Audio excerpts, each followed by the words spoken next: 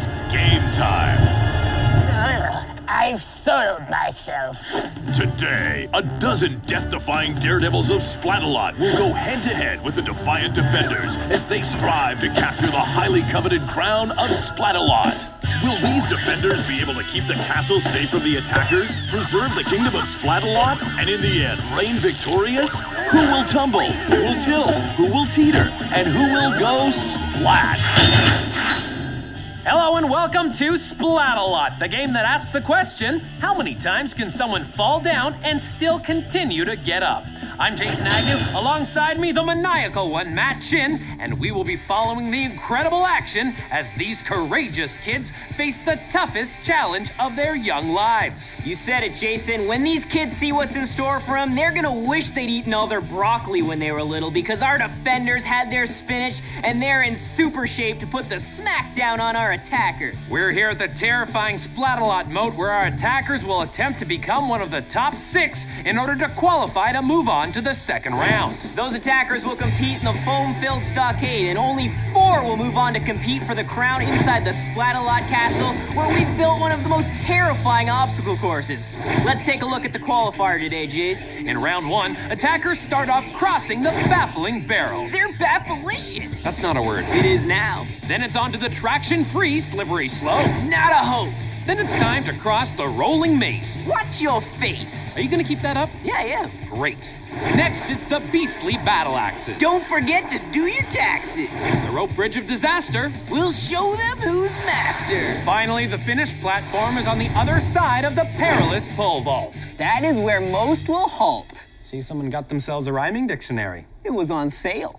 If those obstacles weren't enough, there's also the dynamic defenders of Splatalot. For this round, we've got the toughest chainmail Knightriss, the wickedly inventive Tinkor, the weapons master, and slicing through with her sinister katana is the sultry Shaiden. The defenders are in place. Let's get started already.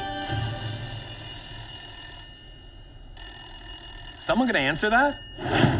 Yeah, don't worry, I got this. I'ma get the crown. You're gonna get wet first. She's off now and onto the barrel. Oh! Driving with your cell phone is bad enough. Don't try crossing barrels with one. Ravina says the most difficult thing she's ever had to do is run long distances. Ravina! They're waiting for you. Okay, let's see how she does at running short distances. Oh, too bad her training didn't pay off. The mace roll proves to be just too much for this little athlete. One of the benefits of running is endurance, and look, she's right back up. And into the range of Shaiden's cannon. Oh. Boink, slip, and a boink. Take that. And up next is the beastly battle axes. It'll take more than that to get rid of me. Back on the imaginary phone? Who exactly is she talking to? BFF? Her mom? Ambulance? Morgue? That looks like a groin buster. I gotta see that again. Onto the rope bridge now. Nothing seems to be slowing her pace. Here's Knightriss to take care of that. Knightriss is barely making a dent in her pace. You were saying? Again? Great form. Come on, sometimes you just gotta hand it to the defenders. They wore her out. The defenders took her to school, but Ravina posted up a time of 7:29. Yeah, I've seen faster. Our next attacker's Jacob. I'm in the band, and I'm gonna rock this castle. Jacob did well in the barrels, and now he's on to the slippery slope. Tinkor's right on target as always. Doesn't seem to be affecting him at all, though. All good things must come to an end, my dear. I see Jacob knows Kung Frog. Well, I've never seen a frog climb like that before. That frog just hit the bog. Oh, I see. You're back to the rhyming thing again. Ribbit. Jacob puts up a very stylish and respectable time of 1:41. If I had 2 hands, I'd clap. I love mice. Our third attacker is Autumn. Hey, Autumn, fall! Autumn fall? I'm gonna retweet that. Well, Autumn falls right into the second barrel. Autumn made fast work of the ramp, but now seems frozen on the roll. Tinkor and Shaiden might have something to do with that. She better get moving. She's terrified. Let's just say cautious, because when she grows up, she wants to be an archaeologist. Really? I would have guessed ballerina. Or maybe competitive competitive diver. Look at that swan dive. Beautiful form. Up next is Liam. Purple is the best! Purple's the best, but he's wearing a yellow helmet. Liam says he has a fear of falling. Ooh, Liam got some serious air on that jump. He also got some serious bass on the slippery slope. I'm your worst nightmare. Great teamwork from Shaiden and Tinkor. Seems like they have a real connection. Brilliant work, Tink. He's shredding down the impossible incline. A rainstorm has moved in as we meet our next attacker, Preslee. I like to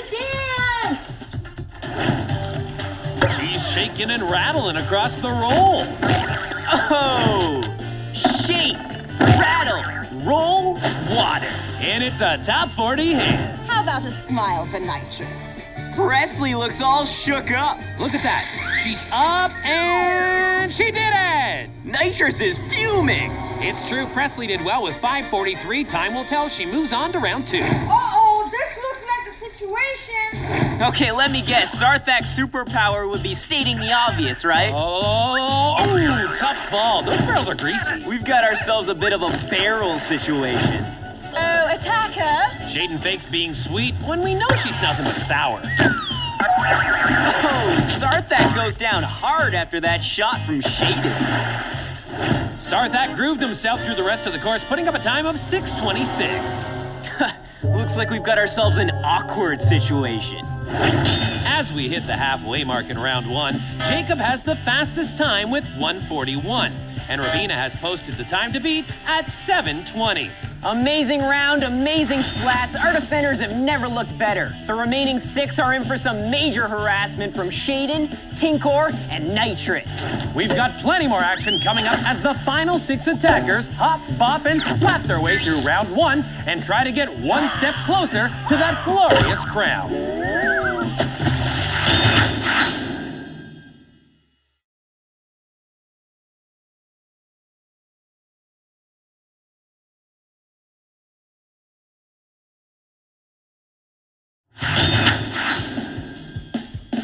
We're back where the splats are at, Splatalot. I'm Jason Agnew. And of course, I'm Matt Chin. So far, we've seen 6 attackers attempt to cross the moat. And we've seen Shaiden and Tinkor rock the paintball bazooka while Knightriss rolled with the water cannon. A stellar job of slowing them down to a virtual crawl. As of right now, the time to beat to get into the top 6 is 7:20, with our fastest time posted by Jacob, who ran the course in 1:41. Moving on, attacker number 7 is Maddie. Can I have your number? Sorry, I'm spoken for. Oh! Let's take another look at that. You can definitely tell by her poise that Maddie is a dancer. She should be a synchronized swimmer. Maddie moves along from the barrels and over to the rope bridge. Maddie, I have some advice for you. Don't step right there. Okay, I'll tell you again, Maddie. Don't step right there. Geez, some people just won't listen to me. Maddie is through with a respectable time of 6:44 and knocks Ravina out of the top 6. Oh, Maddie, today is not the day to mess with Knightriss. Attacker number 8 is Martin. Crazy socks! Martin is having a great run to start. Oh, he's taking a shot off the ankle there. Socks to be him. Pulling up his socks, he's over to the blades now. Ah, swift moving! Attacker! Take this! Knightriss is terrifying. No one gets past me, boy! Martin's not intimidated, though. And he's... Oh! Yeah, I'd hit the water, too, just to get a break from her fury. Take that! Despite Knightriss's protests, he posts up a time of 1:09 and is on to the second round. All right, Ethan is attacker number 9. I am a pro-Asian ninja monkey. That ninja snuck his way across the barrels and the mace roll. He's got a bunch of nicknames, actually, like Asian Guy and Stick. I've got another one. How about Old Jelly Legs? Check out that wobble. Down he goes again. 100 liters a second is just too much for Ethan. But at least Knightriss isn't rubbing it in. Who knew? Old Jelly Legs made it with a time of 3:30, but that is the saddest dance I have ever seen. French the lava! No idea what he said there, but attacker 10's name is John. Let's watch. This guy's about as graceful as a seal. But seals aren't graceful. No, they're very clumsy. Up next is the slippery slope and Shaiden's cannon. Yikes, I think he's staring down that barrel. John's onto the mace roll.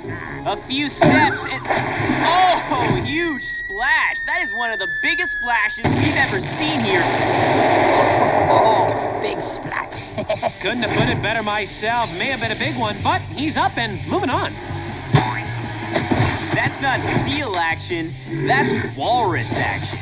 I love horses! Attacker number 11 is Sharissa. She's a horse lover. She jumps and, is bucked right off the barrel. Hey, Sharissa, you're supposed to cross the barrels, not ride them.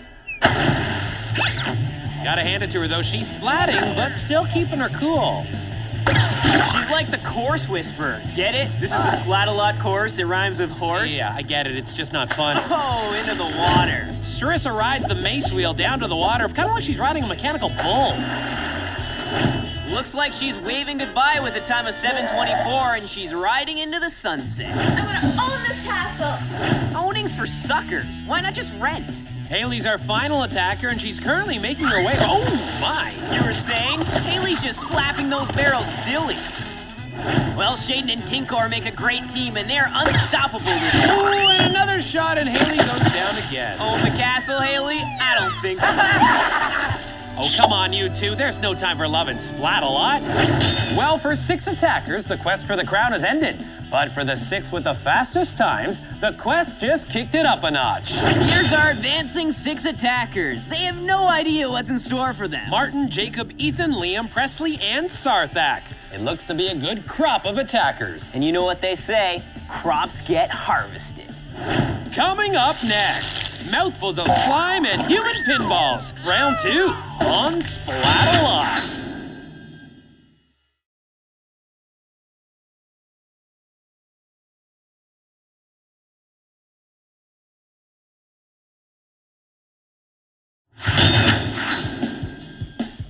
Welcome back to Splatalot, the messiest medieval monarchy there is. I'm Jason Agnew. And I'm Matt Chin, and round 2 is where things get crazy. Well, we've whittled down our attackers from 12 to a select 6. Martin, Jacob, Ethan, Liam, Preslee, and Sarthak. It's like the Beatles. What? Round 2 is called Escape the Stockade, and it's a great escape if there ever was one. I don't know how that's like the Beatles, but anyway, this is easily one of my favorite rounds in the game, but I love them all. It starts here on the Wheel of Certain Doom. Just looking at that thing is making me dizzy. Well, take a grab all and look over there.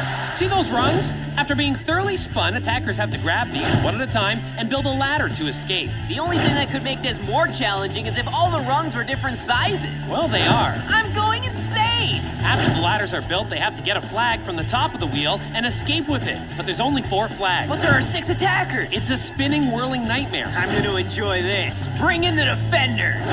The name's Kookaburra. Ooh, Kook knows magic now. This gentleman needs no introduction, but what the heck? It's my man, Gildar.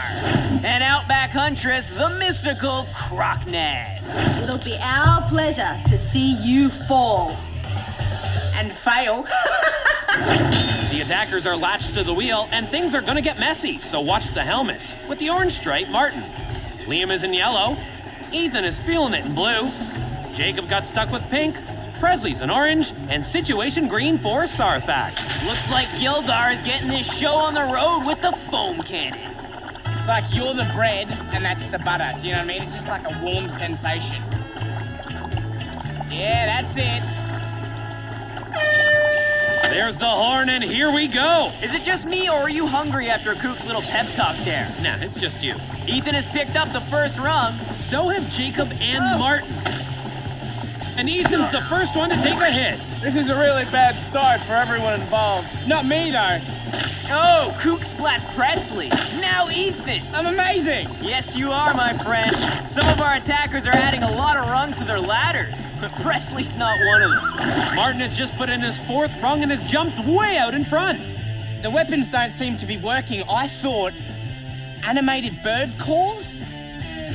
Kook is rewriting the strategy book with this. Hard to tell if it's working or not because the splats are out of control. I think Preslee's been lured. Oh, Kook just bird called Preslee's face straight into that post. Ouch. Well, what a round so far. Martin and Ethan are way out in front. Liam, Preslee, and Sarthak, they're a little behind. Anyone need to rinse? Kook's water cannon is making things mighty slippery out there. As Ethan and Martin have both found out, but Martin has put on his final rung. And the sorceress of the swamp is not happy about that. Slime! And let me tell you that Goo and Crocness's slime stick is vile. Open mouth, that's not fair. It's not, it's Splatalot. Okay, let's recap. 6 attackers, but only 4 flags. Who's it gonna be? Ethan has got his flag and is scrambling to the top of the ladder. Eat slime, Ethan. And Ethan is 1 step closer to the crown. Only 3 more to go. Martin has his rungs in place and is going for the flag. It's total mayhem down there. Human pinball. Oh! We've got a malfunction at the junction, Maddie. That's gotta hurt. Martin has taken his flag to the top. Only 2 more left with a chance to advance to round 3. Jacob easily grabs his flag. Finally, Gildar's bringing out the big gun. Bullseye. Let me show you that in slow-mo. Gildar shoots, and right here, he's gonna hit Preslee in the noodle. Ooh, devastating blow. Jacob is at the top with the 3rd flag. That leaves Preslee, Liam, and Sarthak fighting for the final flag. Take that, Sarthak! Sarthak well behind Preslee at this stage. Oh, watch out for the big red turny thing. Looks like it'll be Preslee advancing if she can just hang on for the 4th. Oh, all that slime and all that goo, you'd think the landing would be a bit softer. What's this? A come from behind victory? Sarthak has the last flag and is slip sliding his way all the way to the ladder. Sarthak showing how it's not done. Sarthak is at the top. That's it. What a round, folks. Nice work, defenders. It was touch and go there for a while, but moving on is Martin, Jacob, Ethan, and Sarthak. And going home are Liam and Preslee. That was the round to end all rounds, and there's still 1 more to come. It's the big event. Hits, splooshes, and splats in round 3, and someone's walking away with the crown.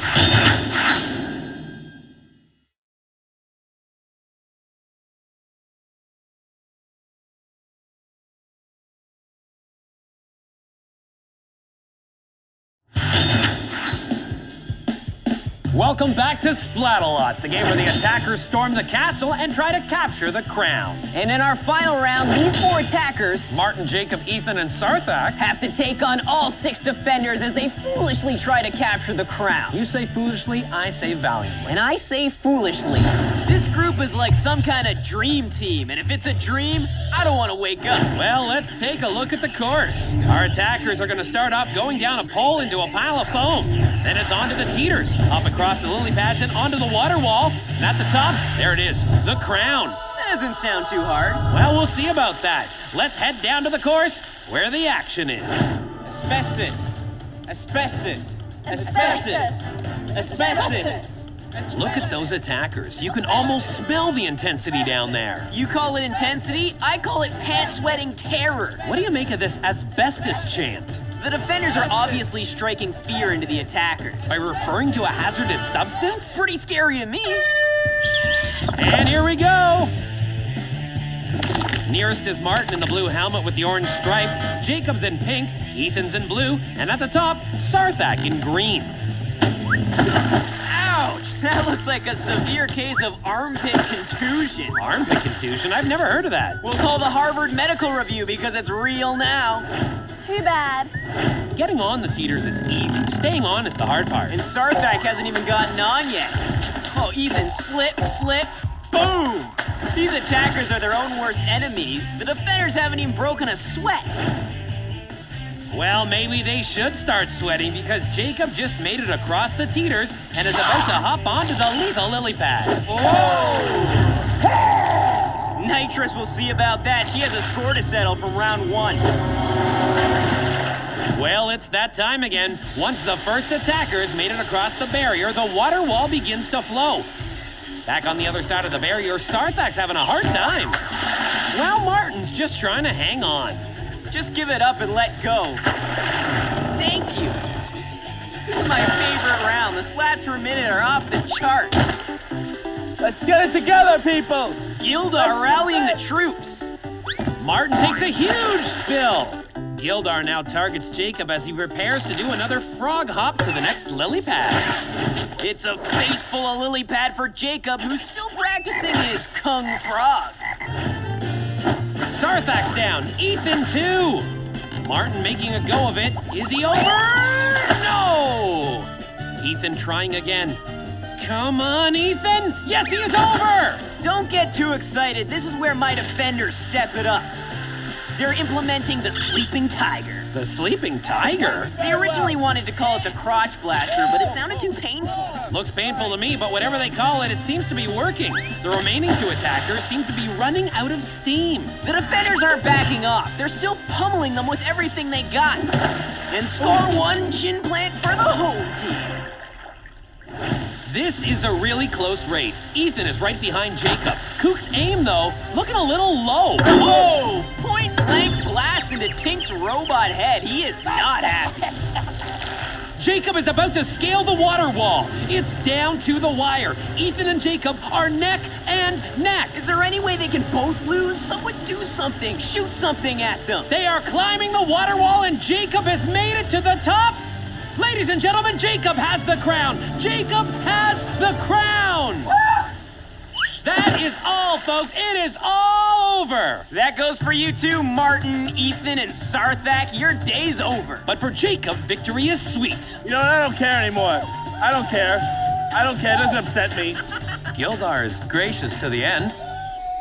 Wow, what an incredible round. That's right, the defenders dug deep and kept 3 out of the 4 from capturing the crown. But there can only be one winner. My point exactly. Nice work, defenders. It's time now for my favorite part of the show, the Splat of the Day. It all started innocently enough. Martin grabs his flag and then suddenly slips. Boom! His head impacting the annihilating arm with incredible velocity. Wickedly snapping back and taking out Jacob in the process. Amazing! That was a good one. I could feel the shockwaves all the way up here. Well, it's time for the crown ceremony. Let's take a quick look back at how Jacob made it here. In round 1, he was an unstoppable force, posting the fastest time of the day. In round 2, facing some adversity, he managed to move on. And in round 3, he focused, was first over the hurdle, and led the entire way. Matt, he was unstoppable today. Yes, it's been a glorious day here in Splatalot, and we hope you'll join us again next time for some more messy mayhem. And more breathtaking defender action. I'm the king of the castle. Till next time, I'm Jason Agnew. And I'm Matt Chin, wishing you a very splatty day.